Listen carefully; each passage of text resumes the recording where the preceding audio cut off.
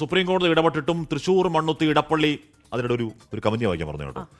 പ്രീതാ സീതാൻ പറയണം, ആഷ്മി എറണാകുളത്ത് നിന്ന് തൃശ്ശൂർക്കുള്ള യാത്ര ഹൈവേ പിടിക്കാതെ നോർത്ത് പറവൂർ വഴി തിരിച്ചുവിട്ടാൽ എളുപ്പമെത്താം. ഞങ്ങളിപ്പോൾ ആ വഴിയാ യാത്ര. എന്റെ പൊന്നു ചേച്ചി, ആ വഴിയൊന്നും പോകരുത്, ഏത് വഴി പോയാലും ബ്ലോക്കാണ്. അതാണ് അവസ്ഥ. എന്ന് പറഞ്ഞാൽ കഴിഞ്ഞ് തൃശ്ശൂർ പോയല്ലോ. അപ്പോൾ സൂര്യനോട് വിളിച്ചു ചോദിച്ചു, എടാ സൂരജ് മോനെ, ആ ഹൈവേ ഭയങ്കര പ്രശ്നമാണ്, എനിക്ക് വേറെ വഴി പറഞ്ഞാൽ. സൂരജ് പറഞ്ഞു, അങ്കമാലി അറ്റ്ലക്സ് അപ്പോളോ കഴിഞ്ഞപ്പോൾ ഒരു വഴി ഇടത്തോട്ടുണ്ട്, ആ വഴി പോയാൽ എളുപ്പത്താണ്. ഏറ്റവും ബ്ലോക്ക് അവിടെ ആയിരുന്നു.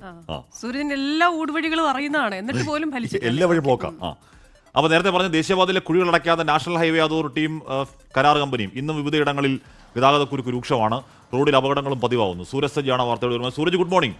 സൂരജ്, തൃശ്ശൂർക്ക് വരാൻ പറഞ്ഞു തന്ന ആ വഴിയൊക്കെ ബ്ലോക്കായിരുന്നു. സൂരജ്, എന്നാ ചെയ്യാനാ?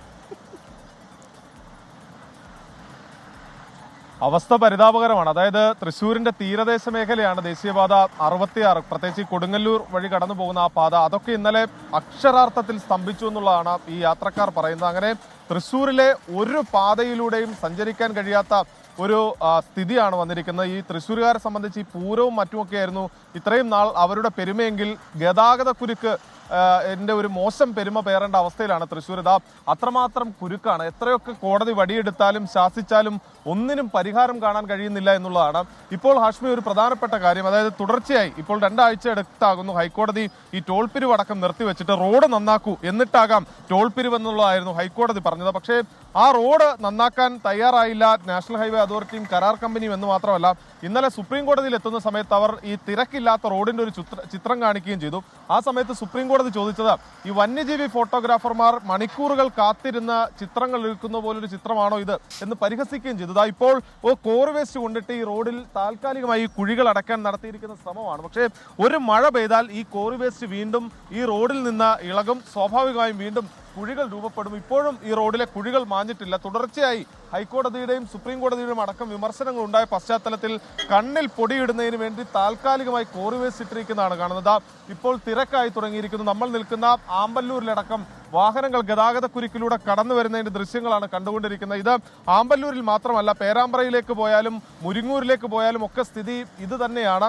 ഇനി മറ്റ് റോഡുകൾ ആഷ്മി സൂചിപ്പിച്ചതുപോലെ തന്നെ മാള അടക്കമുള്ള ഇടറോഡുകളുണ്ട്. ആ റോഡുകളിലൂടെ സഞ്ചരിക്കാമെന്ന് വിചാരിച്ചാലും അവിടെയും ഗതാഗതക്കുരുക്ക് തന്നെയാണ് വില്ലനാകുന്നത്. തീരദേശ മേഖലയിലൂടെയുള്ള ദേശീയപാത 66 അടക്കം വലിയ രീതിയിൽ ഗതാഗതക്കുരുക്ക് അനുഭവപ്പെടുന്നത്.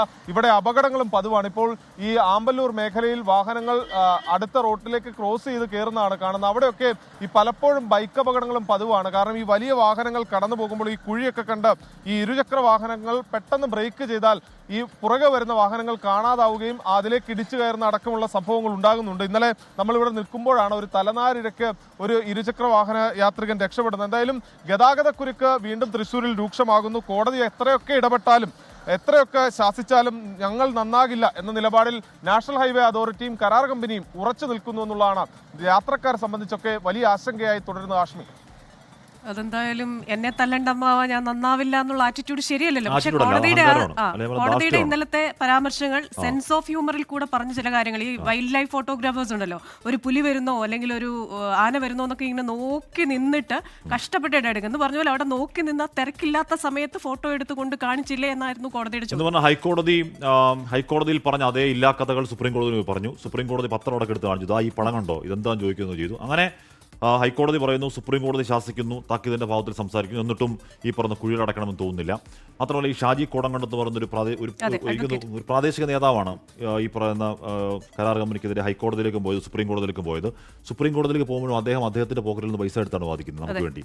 അതിൽ സർക്കാർ കക്ഷി ചേരേണ്ടതാണ്. കാര്യം ഇത് പൊതുജനത്തിന്റെ പ്രശ്നമാണ്. അവിടെ ആ ക്യൂവിൽ കിടക്കുന്ന നമ്മളെപ്പോലെയുള്ള നമ്മുടെ കയ്യിൽ നിന്ന് കീശയിൽ നിന്ന് പൈസ എടുത്തു കൊടുത്ത് ഈ കുഴിയിൽ വീണ് നടുപൊടിയേണ്ടി വരുന്ന ലക്ഷോപലക്ഷം മലയാളികളുടെ പ്രശ്നമാണ്. അതിൽ സർക്കാർ കക്ഷി ചേർന്ന് ഈ പറഞ്ഞ ഷാജി കോടങ്കണ്ടത്തിന് ബലം കൊടുക്കേണ്ടതാണ്. ഇത് സർക്കാർ അവിടെ നിന്ന് മാറി നിൽക്കുന്നത് എന്താണെന്ന കാര്യം ഇപ്പോഴും മനസ്സിലാവുന്നു. ഇത് മാത്രമല്ല ഹാഷ്മി, അദ്ദേഹത്തെ ഞാൻ ഈ കഴിഞ്ഞ ഹാഷ്മി അഡ്വക്കേറ്റ് ഷാജി കോടങ്കണ്ടത്തിന്റെ അടുത്തിടെ കണ്ടിരുന്നു. അപ്പൊ അദ്ദേഹം ഇങ്ങനെ ഒരു ലിസ്റ്റിങ്ങിന് അദ്ദേഹം ഈ നിയമ പോരാട്ടം നടത്തുന്ന ഒരു കെട്ട് കേസുകൾ എല്ലാം വളരെ ജെന്യൂൻ ആയിട്ടുള്ള കാര്യങ്ങൾ, പൊതുജനങ്ങളെ യഥാർത്ഥത്തിൽ ബാധിക്കുന്ന പ്രശ്നങ്ങളെ ഉറപ്പായി അഭിനന്ദനം അറിയിക്കുന്നു. സർക്കാർ പോലും തയ്യാറാവാത്തെടുത്ത് അദ്ദേഹം ഒറ്റയ്ക്ക് സ്വന്തം കയ്യിൽ നിന്ന് പൈസ എടുത്ത് ഹൈക്കോടതിയിലേക്കും സുപ്രീം കോടതിയിലേക്കും പോയി നാടിന് വേണ്ടി അദ്ദേഹം വാദിക്കുകയാണ്. വാദിക്കുന്നത് ആ വാദം എന്തിനു വേണ്ടിയാണ് എന്ന് ഇന്നലെയും മിനിഞ്ഞാന്നും ഈ ദിവസങ്ങളിലൊക്കെ കേരളത്തിന് ബോധ്യപ്പെടുന്നുണ്ട്. അത്രത്തോളം കൊടിയ ദുരിതകാലമാണ് ആ റോഡിൽ.